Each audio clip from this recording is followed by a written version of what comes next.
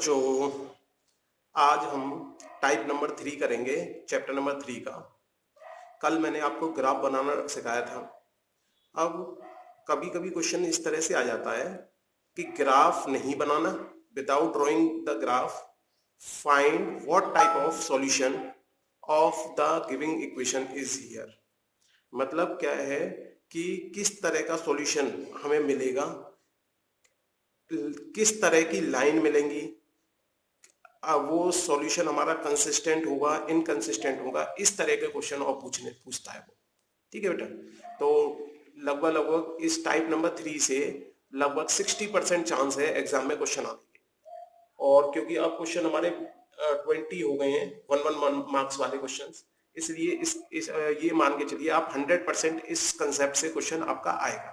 मतलब 1 मार्क्स आपका तैयार हो जाएगा आज बोर्ड के लिए। ठीक है, तो देखिए ध्यान से, पर थोड़ा सा आपको क्या करना पड़ेगा, रिकॉल करना पड़ेगा, याद रखना पड़ेगा जो पुरानी चीजें हैं वो, और आज जो मैं नई चीज बता रहा हूँ, तब जाके आपको 1 मार्क्स मिनिमम आ जाएगा। और मैक्सिमम ये 2 मार्क्स या 3 मार्क्स, 2 मार्क्स तक ही पूछ सकता है, 3 मार्क्स में पूछता नहीं है। ठीक है, तो केवल 2 मार्क्स तक का क्वेश्चन है, 1 मार्क्स और या 2 मार्क्स। क्वेश्चन क्या होगा वो देखिए। ये थोड़ा बेटा लंबा वीडियो बनेगा क्योंकि इसमें कंसेप्ट ज्यादा है, काम कम करना है, आपको काम कम करना है लेकिन याद ज्यादा रखना है। ठीक है, इसलिए थोड़ा सा टाइम लगेगा। जैसे मान लीजिए ये हमारी लीनियर इक्वेशन इन 2 वेरिएबल्स है। लीनियर इक्वेशन इन 2 वेरिएबल्स का मतलब हो गया, यहाँ पर जो वेरिएबल्स हैं हमारे, जो चर संख्या है, उनकी पावर्स कितनी आ रही है, 1 1 1 1। इन चारों की पावर्स हमारी कितनी आ रही है, 1। लेकिन यहाँ पे वेरिएबल्स कितने आ रहे हैं, 2, 1 2। देखो एक्स आ रहा है, ये एक्स है, सेम माना जाएगा, वाई आ रहा है, वाई माना जाएगा। तो समझ में आ गया, इसीलिए इस चैप्टर का नाम लीनियर इक्वेशन इन 2 वेरिएबल है। ठीक है बेटा, तो देखिए सबसे पहला काम क्या करना है हमें जो है x का जो कोफिशिएंट है, सिंपल भाषा में देखें, x से पहले जो लिखा है, सेकंड वाली इक्वेशन में x से पहले लिखा है, उन दोनों का हमें क्या ले लेना है, रेशियो a1/a2 फाइंड कर लेंगे पहले। फिर y से पहले क्या लिखा है, इधर y से पहले, सेकंड वाली इक्वेशन में y से पहले उसे ले लेना है। और लास्ट में हमें c1 जो कांस्टेंट है उसे ले लेना है। हमेशा ध्यान रखो, जब भी कभी क्वेश्चन को सॉल्व करो तो हमेशा यहां पर इक्वल टू 0 लेके लाने के बाद करें। ठीक है, कुछ क्वेश्चंस आपके सही भी हो सकते हैं इक्वल टू 0 ना लाके, क्योंकि जिनमें यूज नहीं होता, और लेकिन कुछ क्वेश्चंस आपके गलत भी हो जाते हैं यदि आपने इसको इधर की साइड किया। क्योंकि जब मैं आपको क्रॉस मल्टीप्लिकेशन मेथड सिखाऊंगा तो उसमें क्रॉस मल्टीप्लिकेशन मेथड में जो तरीका बताऊंगा मैं, वो लेफ्ट साइड वाला बताऊंगा।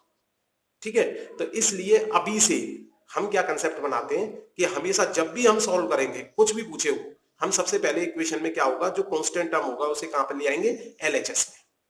ठीक है, एलएचएस में लाने का कंसेप्ट आप सबको पता ही है। अगर प्लस होता है तो आप माइनस कर देते हो, माइनस होता है तो प्लस कर देते हो, मल्टीप्लाई होता है तो डिवाइड कर देते हो, और डिवाइड होता है तो मल्टीप्लाई। ये कंसेप्ट है हमारा, ये मैंने आपको पहले ही सिखा चुका हूं। अब देखिए इसमें करना क्या है।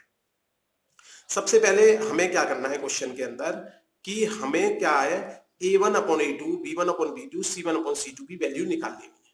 तो सबसे पहले मैं ये क्वेश्चन एग्जांपल के तौर पे लेके पहले वैल्यू निकालता हूं, फिर उसके बाद इन कंसेप्ट को समझाता हूं मैं आपको। ठीक है, चलिए देखिए बेटा, ये क्वेश्चन दिख रहा होगा आपको। ठीक है, देखिए इस क्वेश्चन के अंदर अगर मैं अपनी इक्वेशन से कंपेयर करूं, x का कोफिशिएंट यहां पे 9 है, तो a1 की वैल्यू 9 हो गई। मुझे निकालना है a1/a2। ठीक है, तो सेकंड वाली इक्वेशन में a2 18। बताइए, इतना हर बच्चा कर सकता है हमारा। अब देखिए जरा y का कोफिशिएंट फर्स्ट इक्वेशन में देखिए, that is called as b1। यहां पर b1 की वैल्यू क्या है हमारी, 3, और b2 की वैल्यू क्या है, 6। इसी तरह हमने c1/c2 निकाल लिया। c1/c2 मैंने कहा था लेफ्ट में होना चाहिए, यहाँ पे लेफ्ट में नहीं है, ये माइनस का 24 है, इसको इधर लेके आएंगे तो ये इक्वेशन हमारी बन जाएगी, माइनस का है इधर आया प्लस में।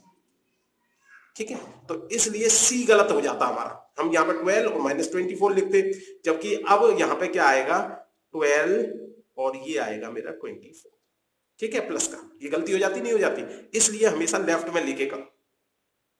चलिए अब मेरा A1/A2, B1/B2, C1/C2 मिल गया, कोई परेशानी? जरा और करते हैं इस क्वेश्चन में भी A1/A2 वगैरह की वैल्यू निकालते हैं, जिससे कि हमें प्रैक्टिस हो जाए इसकी। A1/A2 इस क्वेश्चन के अंदर हो जाएगा 6/2, B1/B2 इस क्वेश्चन के अंदर हो जाएगा -3/-1। देखो बेटा यहां पे ध्यान से देखो, y का कोफिशिएंट -3 आ रहा है, यहाँ पे y का कोफिशिएंट कुछ भी नहीं आ रहा, तो इसका मतलब यहाँ पे क्या होगा 1, तो इसलिए हमने विद माइनस साइन आ रहा है, 1 का माइनस के साइन के साथ आ रहा है तो माइनस का 1 हो गया, ठीक है। अब यहाँ पे हमने देखा C1/C2, C1/C2 हो गया मेरा 10/9। बताइए यहां तक कोई क्वेश्चन नहीं, आराम से निकाल लोगे A1/A2, B1/B2, C1/C2। अगर इतना काम कर लिया तो इसके बाद हमें जरूरत है इस कंसेप्ट को याद करने की। कुछ बच्चे इसे समझ के भी याद रख सकते हैं और कुछ बच्चे रट भी सकते हैं, ठीक है बेटा, ये डिपेंड करता है आपके ऊपर। देखिए ये कंसेप्ट कहता क्या है, ये कहता है, अभी मैंने वैल्यू निकालना तो सिखा दिया आपको, यदि A1/A2 की वैल्यू B1/B2 के बराबर नहीं आ रही है, नॉट इक्वल टू लग रहा है, बराबर नहीं आ रही है, तो फिर क्या करना है आपको, आप कहोगे कैसी लाइन होंगी वो, इंटरसेक्टिंग लाइन, प्रतिच्छेदी रेखाएं। प्रतिच्छेदी रेखा कैसी हो सकती है बेटा, अब एक दूसरे को काटती हुई रेखा है, प्रतिच्छेदी रेखा होगी, ये रेखा एक है, ये दूसरी रेखा ये काट रही है, ठीक है। प्रतिच्छेदी रेखा हमेशा एक दूसरे को कितने बिंदु पे काटेगी, एक पे, इसीलिए इसको हम बोल देते हैं एक हल। क्या बोल देते हैं, एक हल। तो ये कंसेप्ट समझ में आ गया होगा। प्रतिच्छेदी रेखा कब होती है, जब A1/A2 not equal to B1/B2। इस केस में जब बराबर नहीं आता A1/A2 B1/B2 के, तो C1/C2 की निकालने की जरूरत नहीं है, देखने की जरूरत नहीं। अगर आपने निकाल लिया तो उसे देखना भी नहीं है कि क्या हो रहा है, वो बराबर आ रहा है A1/A2 के या वो बराबर आ रहा है B1/B2 के, कोई मतलब ही नहीं है आपको। केवल आपको कंसेप्ट क्या याद रखना है, यदि ये दोनों बराबर नहीं आए तुरंत की तुरंत आप कैसी रेखा बताओगे, इंटरसेक्टिंग लाइंस, प्रतिच्छेदी रेखाएं, ठीक है। और क्या कहोगे, क्योंकि प्रतिच्छेदी रेखा हमेशा एक बिंदु पर काटती है, इसलिए हम इसको क्या बोलते हैं, एक हल। इंग्लिश में क्या बोल देते हैं बेटा हम, यूनिक सॉल्यूशन। उम्मीद करता हूं फर्स्ट टाइप समझ में आ गया होगा। अब देखिए सेकेंड, यदि हमारा A1/A2 B1/B2 के बराबर आ जाए तो फिर हमें C1/C2 से भी बात करनी है। क्या बात हो सकती है, या तो वो ये तीनों बराबर आ जाएंगे, या हो सकता है C1/C2 इसके बराबर ना आए। दो ही बातें हो सकती हैं, और तो कोई बात हो नहीं सकती। तो यदि बाई चांस ये तीनों बराबर आ जाए तो हम बोलते हैं बेटा कोइंसिडेंट लाइंस। ये COI है, ठीक है, कोइन की स्पेलिंग जानते हो, COINCIDENT, कोइंसिडेंट लाइन। ये कोइंसिडेंट लाइन जो होती है हिंदी में संपाती रेखा बोलते हैं, होती क्या है, एक रेखा के ऊपर ही दूसरी रेखा आ जाती है, दिखती नहीं है, मतलब सेकंड रेखा दिखेगी नहीं, उसी के ऊपर आ जाएगी, और वो पहली वाली भी रेखा है दूसरी भी रेखा है, तो रेखा भाई जितनी भी मोटी बनाई होगी दूसरी रेखा भी उतनी मोटी बनाएंगे तो वो दिखती नहीं है, ठीक है। ये मान के चलो पूरी रेखा एक दूसरे के ऊपर आ जाती है। तो ऐसे केस में हमारे हल कितने हो जाते हैं, अनेक। भाई देखो ये बिंदु भी इसका सॉल्यूशन होगा, ये बिंदु भी सॉल्यूशन होगा, ऐसे अनंत बिंदु हो जाएंगे। लाइन है ये बेटा, लाइन का मतलब क्या होता है, इसे कितना भी बढ़ा सकते हैं, तो इसमें कितने बिंदु आ जाएंगे, अनंत।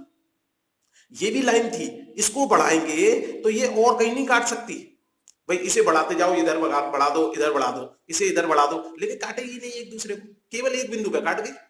ये जो है अगर हम बढ़ाते जाएंगे तो इनफाइनाइट पॉइंट्स आएंगे हमारे, तो उनको बोलते हैं हम अनेक हल, और इंग्लिश में क्या बोल देते हैं हम, इनफाइनाइट सॉल्यूशन, अनंत हल। तो इसको अगर हम अनंत हल भी बोल दें हिंदी में, अनंत हल, तो भी चल जाता है। और अनेक हल कह दें तो मतलब सेम ही है, थोड़ा सिंपल शब्द हो गया अनेक हल।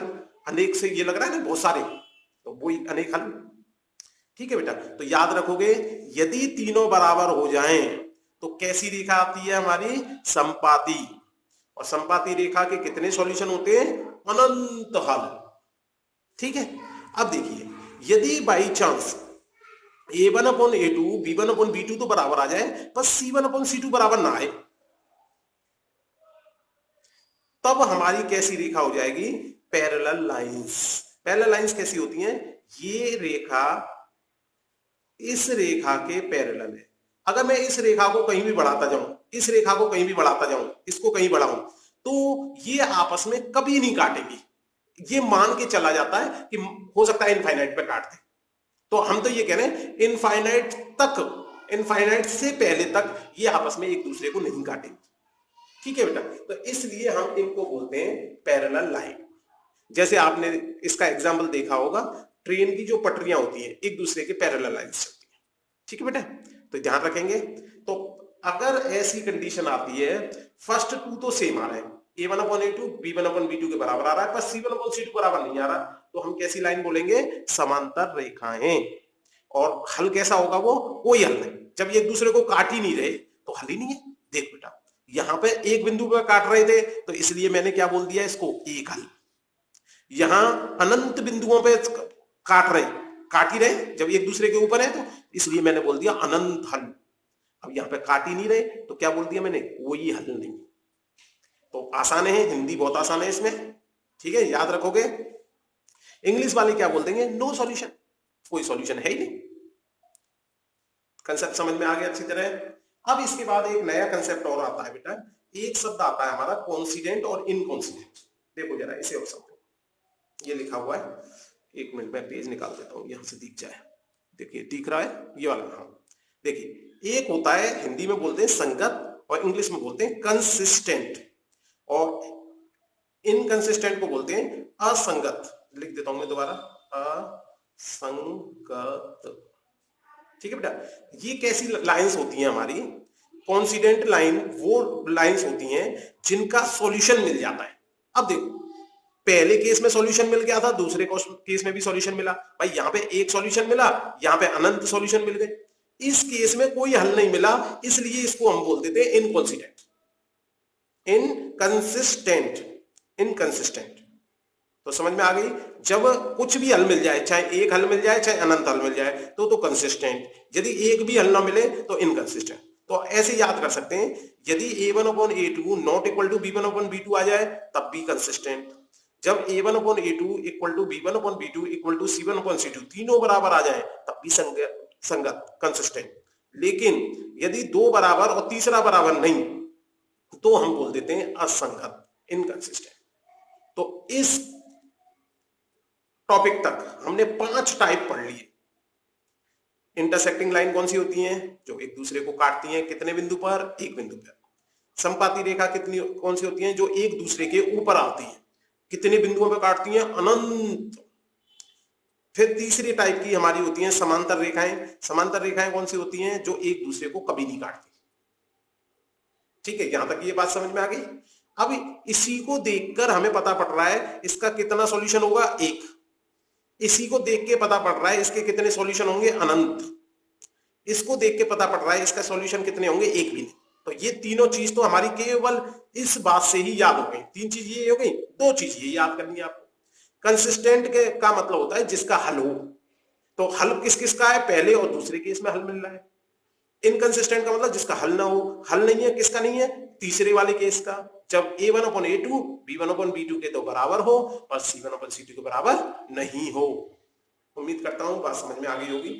अब इससे रिलेटेड हम क्वेश्चन करते हैं। ये थोड़ा सा कंसेप्ट बड़ा है, लेकिन चीज 5 ही याद करनी है। तो बाकी ये चीज तो ये समझो इसी से पता पड़ जाती है, अगर डायग्राम याद आ जाएगा तुम्हें तो। और डायग्राम बहुत जल्दी याद हो जाता है। ठीक है, तो देखिए अब हम इनसे रिलेटेड क्वेश्चन करते हैं। 2 तरह के क्वेश्चन पूछे जा सकते हैं एग्जाम में। ठीक है, देखिए अब क्वेश्चन मैंने इसी में लिख रखा है। देखिए हमें a1/a2 b1/b2 और c1/c2 को यूज करके हमें क्या क्या पता करना है? एक तो ये पता करना है कैसी रेखा है, ये समांतर रेखा है, संपाती रेखा है या प्रतिच्छेदी रेखा है, ये तीनों। साथ में ये भी पता करना है कि इनका हल किस प्रकार का है, हल किस प्रकार का है, तो वो सारा बता देंगे हम। और पता ये करना है कि ये संगत है या असंगत है। तो एक ही क्वेश्चन के अंदर हमने ये सारे कंसेप्ट कवर कर दिए। ठीक है बेटा, तो देखिए एक्सरसाइज ये 3.2 है एनसीईआरटी में अगर देखेंगे तो। ठीक है बेटा, तो मैंने 3 क्वेश्चनों को एक साथ मिला दिया है इसमें। देखते हैं, सबसे पहले मैंने ये निकालना सिखा दिया आपको a1/a2 b1/b2 c1। पहले सबसे पहला नियम ये है, पूरी इक्वेशन लेफ्ट में कन्वर्ट करनी है। अगर हमारा राइट में कोई टर्म आ रहा है तो पहले उसे लेफ्ट में ले आना है। लाने का नियम आप सब लोग जानते हो, यदि कोई चीज आरएचएस में प्लस की है तो एलएचएस में जब आएगी तो वो माइनस की हो जाएगी, यदि माइनस की है जब एलएचएस में आएगी तो प्लस की हो जाएगी। ये माइनस का था इसलिए यहाँ पे प्लस, ये लेफ्ट का रूल है, इतना सभी को आता है। इसमें लेफ्ट में पहले से ही था तो हमने कुछ भी नहीं किया। अब जो भी x का कोफिशिएंट आ रहा है वो लिख देना है, जो y का कोफिशिएंट आ रहा है वो लिख देना है, जो कांस्टेंट आ रहा है वो लिख देना है, यहाँ पे भी लिख देना है। यहाँ पर ध्यान रखने की बात है, मैंने बता चुका हूं कई बार, जब यहाँ पे कुछ नहीं आ रहा तो क्या आ रहा होगा, यहाँ पे 1, लेकिन विद साइन लेना है क्योंकि माइनस का है इसलिए माइनस का 1 ले लेना है। तो ध्यान रखें इस बात का कि यहाँ पर 0 ना ले ले कोई बच्चा। ठीक है बेटा, ध्यान रखोगे। चलिए अब आगे हम देखते हैं। हमने देखा क्या मेरा a1/a2 को, अब इसको क्या करना बेटा, तुम लोग सिंप्लीफाई कर लेना। ठीक है, सिंप्लीफाई कैसे करोगे, 9 से ये काटा 1 टाइम्स, 9 से काटा 2 टाइम्स, तो ये a1/a2 की वैल्यू 1/2b मानी जाएगी। इसे कहते हैं लोएस्ट टर्म में कन्वर्ट करना। इसे काटा 1/2, इसे काटा 1/2। अरे भाई ये तो तीनों बराबर आ गए। आप क्या कहोगे, भाई हमारा तो a1/a2 b1/b2 और c1/c2 बराबर आ रहा है। इसे देखने से नहीं लग रहा था कि ये बराबर आएंगे, जब आपने सिंप्लीफाई किया तो पता पड़ गया। अब याद करो तीनों बराबर कौन से वाले केस में होते थे। पहले वाले केस में a1/a2 not equal to b1/b2, दूसरे वाले केस में a1/a2 equal to b1/b2 equal to c1/c2। तो हम क्या क्या बोलते थे वो याद। एक तो बोलते थे जब तीनों बराबर होते हैं तो कौन सी रेखा, समपाती रेखा, समपाती रेखा है। और इंग्लिश में हम कौन सी रेखा बोलते थे बेटा इनको, समपाती रेखा को कोइंसिडेंट लाइंस, याद है। अब दूसरा क्या बोलते थे, संपाती रेखा। कैसी होती थी संपाती रेखा, जो रेखा एक के ऊपर एक आ जाए। तो पहले मेरी ब्लैक रेखा थी, अब मैंने ग्रीन और चढ़ा दी इसके ऊपर, उसी के ऊपर आ रही है। तो इसमें अगर मैं हल देखूंगा तो ये सब अनंत हल आएंगे, तो हम कह देंगे इसके कितने हल होंगे, अनेक हल। इंग्लिश में क्या बोलते थे हम इसको, इनफाइनाइट सॉल्यूशन। ठीक है बेटा यहां तक।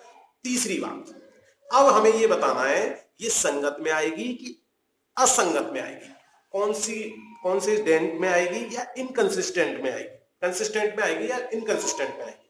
तो देखो हमने कहा था जिसका हल मिल जाए, चाहे एक हल मिले चाहे अनेक हल मिले, वो कैसी हो जाती है, संगत। कैसी हो जाती है, संगत। और इंग्लिश में क्या बोलते हैं इसको, कंसिस्टेंट। याद हो गया, इतना सिंपल सा काम करना है। अब तुम सोचो वो जो हमने कराया कितना बड़ा काम कराया, और जबकि क्वेश्चन के अंदर कितना काम करना है, जरा सा ऐसे ही इस क्वेश्चन के अंदर करना है आपको। ठीक है,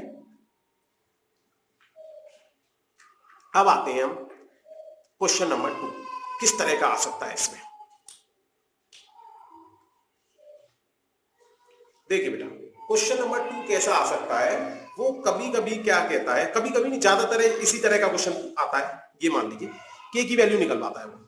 अब कंडीशन कुछ भी दे सकता है। ये जो इक्वेशन है वो कैसी लाइन रिप्रेजेंट कर रही है, पैरेलल लाइंस। पैरेलल लाइंस को हम क्या बोलते थे बेटा, हमारा समांतर रेखा। अब हो सकता है वो समांतर रेखा की जगह क्या दे दे आपको, संपाती रेखा दे दे, कोइंसिडेंट लाइन दे दे, हो सकता है इंटरसेक्टिंग लाइन दे दे, तब भी करने का तरीका तो वही है। केवल आपको क्या याद होना चाहिए, कंडीशन क्या थी हमारी। अब याद करो पैरेलल लाइंस के केस में हमारी कंडीशन होती थी a1/a2 b1/b2 के तो बराबर होता था, पर c1/c2 के बराबर नहीं होता था। ये कंडीशन है किसकी? For parallel lines. Parallel lines के लिए ये कंडीशन होती थी मेरी, तो ये फॉलो नहीं कर रहा है तो मैंने ऐसे लिख दिया। ठीक है बेटा। अब देखो हिंदी में लिखना चाहो तो समांतर रेखा लिख लेना। अब याद करो मैंने कहा था कोई भी काम करो पहले लेफ्ट में लाओ, तो सबसे पहले हमने क्या किया, 3y, ये 8 बेटा मेरा माइनस का हो गया, ये 3x 17k, सॉरी ये क्या आ गया 17k y, और ये आ गया मेरा माइनस का 1। देखो बेटा मैं लेफ्ट में ले आया, प्लस का 8 था लेफ्ट में ले आया, ये प्लस का 18 था राइट में लेफ्ट में लेके आया, माइनस का हो गया। ये काम इसलिए जरूरी है क्योंकि बेटा जब हम क्रॉस मल्टीप्लिकेशन करेंगे तो उसमें ऐसा करेंगे, अगर अभी से हम आदत डाल लेंगे तो उसमें गलती किसी भी तरह की नहीं करेंगे।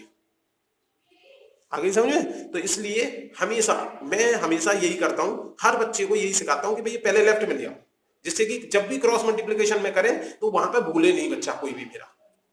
चलिए अब क्या किया मैंने, जैसा आपको पता है a1/a2 की वैल्यू निकाल सकता हूं मैं 7/3, b1/b2 की वैल्यू निकाल सकता हूं 3। अब यहां पे 17 नहीं होगा 17k, क्योंकि मुझे तो y का कोफिशिएंट चाहिए, तो y का कोफिशिएंट केवल 17 नहीं है, 17k पूरा माना जाएगा। और इधर c1/c2 की वैल्यू निकाल लेता हूं।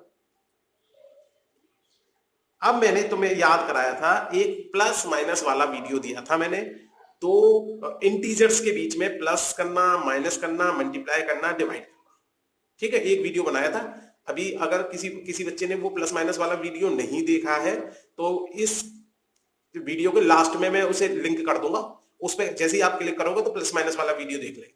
बेटा हर कमजोर बच्चे के लिए, जो बच्चा प्लस माइनस में गलती कर देता है उसका इंटरेस्ट मैथ में डेवलप नहीं हो पाता, इसलिए उस वीडियो को तो 8-10 बार देख लो आप। जितने भी मेरे कमजोर बच्चे हैं बहुत होशियार हो जाएंगे, फिर धीरे धीरे ये कहने लगेंगे मैथ कठिन नहीं है। ठीक है, तो इसलिए उस वीडियो को अवश्य देखें यदि आपको प्लस माइनस में दिक्कत आती है तो।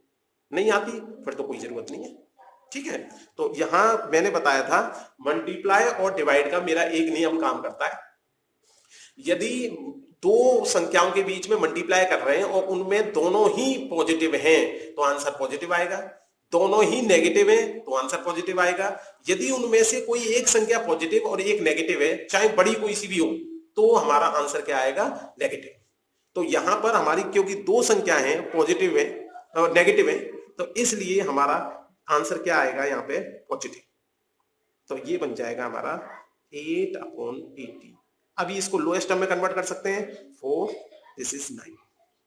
इसको लोएस्ट टर्म में कन्वर्ट कर नहीं सकते, इसको कर नहीं सकते। ठीक है बेटे, चलो अब देखो क्या कह रहा था मुझसे कह रहा था ये कंडीशन लगा दी मैंने।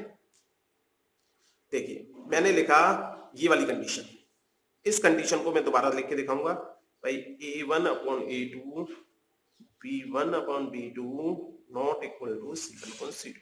तो a1/a2 की वैल्यू मेरी 7/3, b1/b2 की वैल्यू 3/17 के, और जबकि c1/c2 की वैल्यू मेरी आ रही है 4/9। अब एक बार फर्स्ट और सेकंड को लेके कर दो, एक बार सेकंड और थर्ड को लेके कर दो, दोनों को करना है। तो यहां से फर्स्ट और सेकंड को लेके किया हमने,